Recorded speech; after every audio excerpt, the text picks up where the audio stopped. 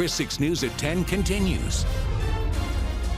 Many of us have a similar fantasy. We go down Ocean Drive and imagine what it would be like to live in a big house or a mansion there. But other people consider this to be a luxury. They choose to live in smaller spaces and own fewer things. It's part of a movement called minimalism. And in tonight's KRIS 6 special report, we introduce you to locals who embrace that way of life and love it. You look at this and see a camper, but to the Garza family, it's home. It's 37 feet long and I think it's 10 foot wide.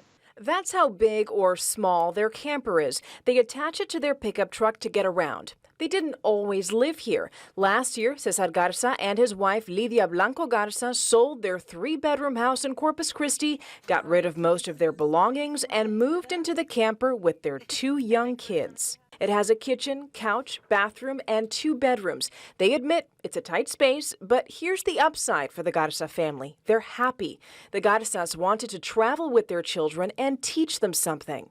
I don't want to teach my kids about working hard to get bigger things and more things. Like, let's start talking about experiences. I want them to experience things and travel and see things. The Garzas have stopped in all of these states along the West Coast, Southwest, South, and East Coast. How can they afford it? They're self-employed and work from their computers. They earn less money than when they lived in Corpus Christi, but they also spend less. Our expenses are groceries, gas, and whatever bills we're trying to pay down. Money is a big reason more people are living in recreational vehicles. Consider this. The median price of a home in Corpus Christi was $194,000 last year. If you rent, a 1-bedroom apartment could cost you about $900 a month, but you can buy an RV like this for $15,000 to $35,000. And if you live in it, that could save you hundreds or thousands of dollars a month on housing and utilities. The Garzas aren't the only ones who buy less. The things we have we find useful or they're valuable to us. David Wallace has repurposed many of the things in his home. We wanted a bench for our deck out here, and so I built the bench out of the old chairs.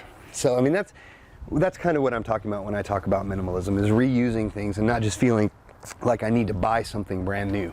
David avoids buying new things for environmental reasons. All the stuff that we buy ends up in a landfill somewhere. It's not reused, it goes straight to the landfills. But can you be satisfied having fewer things?